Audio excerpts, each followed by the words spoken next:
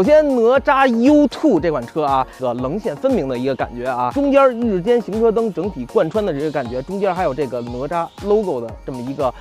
形式的造型啊。最值得一提的呢，就是它在这个灯带中间呢，还有几个点阵式的一个灯，那夜晚亮起来的时候呢，是非常有辨识度的。它这个灯亮起来之后会是蓝色的，并不是说和日行灯白色这种感觉，还是有点显得过于的花了。那如果把这个灯调成白色的，我觉得整体的效果视觉统一感会更强一点。那车头前脸回旋标式的大灯是类似于半分体式的，那再往下方呢，这种两层的一个设计，包括这个你看回旋标式的造型的这个装饰板啊，我觉得也是看点是非常多的。OK， 咱们再来看侧面，同样线条也是非常多的。那一道腰线呢，从这个车头一直拉到车尾啊，整体这个金线力量感还是比较足的。左边慢充，右边快充啊，是充电口放在了前方。这个设计啊，我觉得挪到后边会更好一点，更方便一点。225/55R19的一个尺寸啊，配备的呢是一个锦湖的轮胎，但是这个轮毂的造型啊，我觉得在那台黑化的车上，整体它会是一个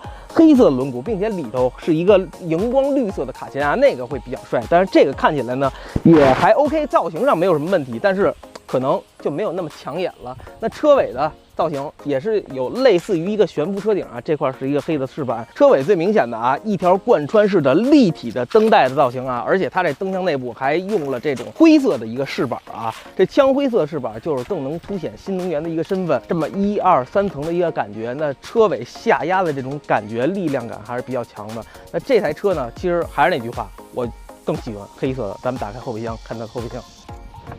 OK， 电动尾门是有的。那作为一款紧凑型 SUV 啊，整体可以看到这个后备箱空间还是非常工整的。那离地间隙呢，我觉得还好吧，就是放个东西也不至于那么高。但是也因为是新能源车，它底下要布置电池，所以相比起传统的这个汽油车还稍微高了一丢丢。但是你看它下边啊，有一个巨大的储物格，我觉得这里还是能够放不少东西的。你看它的一些随车的工具啊、灭火器啊这些位置。布局也是非常合理的。这个大身储物格，我觉得日常放下这个你的大的双肩包都是没有任何问题的，还是非常好用的啊。两边耳朵空间也有一个小的位置，可以放一些这个小件的物品啊。整体你看座椅还可以4、6放倒。这个后备箱我觉得工整度我给一个好评。外观说完了，让我们拉开车门走进内饰啊。说实话，这套内饰啊，今天这个试驾车有点太粉嫩了，因为不仅是外观是这种冰玫粉的颜色啊，内饰你看。都是这种粉白的，我觉得这个有点对于我来说太嫩了。前面是看到的12.3寸的一个双联屏的设计，包括车机它还使用了8155的芯片，这个我觉得是非常好的。对于15万元这价位来说啊，配备了8155的车机芯片，我觉得这个是值得表扬的。同时，整套内饰氛围，我觉得科技感体现的也还是不错的。空调面板也给了你一块屏幕啊，这个看起来是要非常直观的。但是啊，也提个小建议，其实整套的这个空调面板的系统啊，我觉得可以再做多一些功能，并且啊，你看这儿配备了这个空调的实体按键，我觉得可以完全是这儿一行菜单，完了上面再增加一些别的功能，我觉得这样看起来会更加的丰富一点。配置层面啊，前排2个座椅都有座椅的加热，车机的系统我觉得丝滑程度也还是不错的，因为配备了815的芯片，地图拖动是非常顺滑的，而且很流畅。语音系统支持连续的一个语音识别，我觉得这个也是要表扬的。上方给你配备了一个无边框的后视镜啊，这个女生一定会很喜欢。再有就是看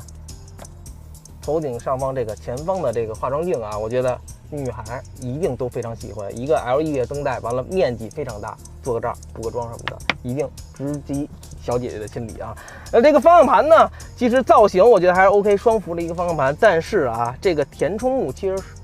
咱们有什么说什么，有点稍微硬了。如果说里头的海绵填充的稍微软一点，这种皮质感呈现的就会更加的不错。但是如果方向盘是黑的，我觉得还是不错。你看现在这个白色方向盘是稍微有一些脏了。电子换挡的一个旋钮没有任何的问题，下方还有一个大的储物格，还有就是这个杯架啊，杯架其实我觉得可以挪在这儿会更好一些啊。充电孔各种 USB、Type C 的一个充电口都是一应俱全，一体化式的一个座椅，坐在这儿呢，我觉得支撑力和包裹力都是没有问题的。这儿还有一个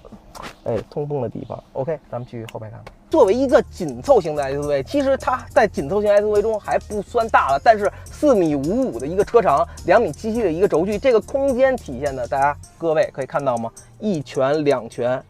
基本上快到3圈的一个腿部空间了。所以这个整体后排纵向的空间啊，我觉得真的是非常优秀。前排我一个正常坐姿，后排我坐在这儿，头顶 OK 也没有任何的问题，地板是做到了完全纯平的，所以说本就纵向空间是非常充裕的，再加上它横向空间，你看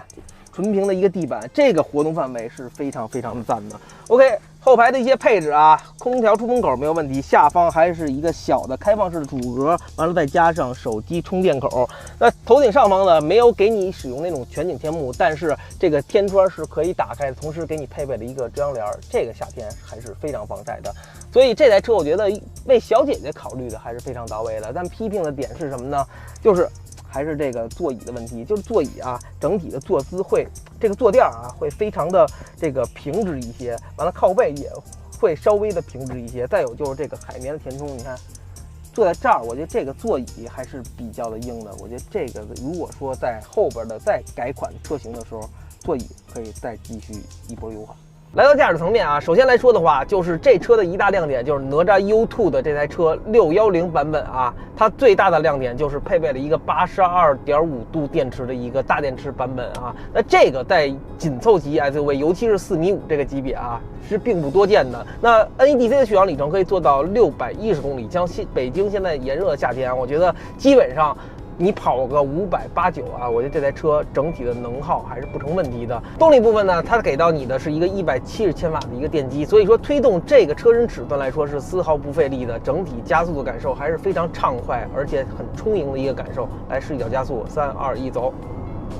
你看。推动它来说还是非常轻松的，这台车整体的一个加速感受，所以完全不用担心。那另外就是底盘给我的整体体现出来这种质感啊，是印象很好的。就是它无论是在运动模式下还是在舒适模式下，它整体的悬挂对于车身的这种支撑性还有这种滤震性啊，都是软软乎乎非常充分的，而且日常开起来就是那种舒适的感觉。即便你放在运动模式下，它的悬挂也不会是产生那种很硬很紧绷的那种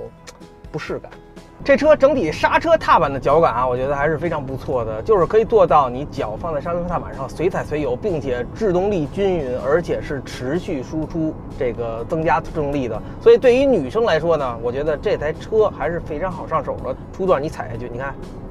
车的加速并不是那么明显，很绵柔的一个感觉。但是如果一旦到了这个阶段，或者说过了这个阶段，整体加速的这种顺畅度、加速能力还是非常不错的来的。此外就要说到这车的 NVH 了，我觉得 NVH 其实有2方面原因。首先，整体车内的 NVH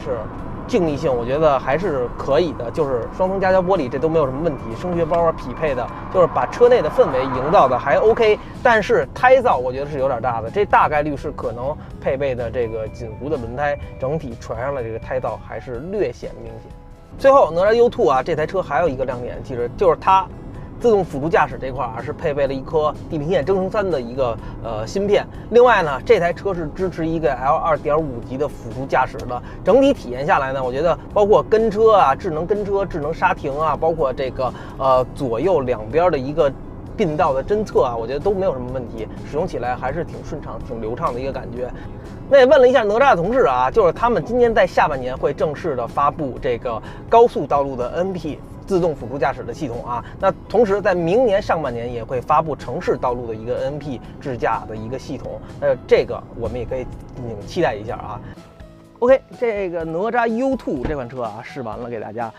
说实话，我觉得这个 U2 这款车610版本的一个顶配版本啊，其实它的亮点还是非常多的，主要有3块。一是整体比较硬朗、新能源的这么一个风格，我觉得还是挺招人喜欢的。那另外呢，就是虽然是定位为紧凑级 SUV 4.5米多的一个车长啊，但是它的空间大家也都看到了，还是非常实用的。再有就是虽然是15万元这个价位，但是它的一大亮点就在于配了一个82.5度的大电池啊，这样我觉得这台车这3大亮点是非常值得考虑的。如果近期正在关注新能源汽车，准备买车的话，我觉得哪吒 U2 啊，2023款新出的挑战者版本，我觉得还是可以重点关注一下。2023款哪吒 U2 的挑战者版本啊，也7月1号正式上市了，新车指导价11.88000到14.2800。同时，哪吒 U2 的2款车型价格还增加了1000元，但其实这是明涨暗降，因为全系现在都标配了12.3寸的双联屏，400公里、500公里都可以选择8800块钱的智驾包啊。这套智驾的体系，我觉得自动驾驶辅助系统功能还是非常完善的，所以你们想好了吗？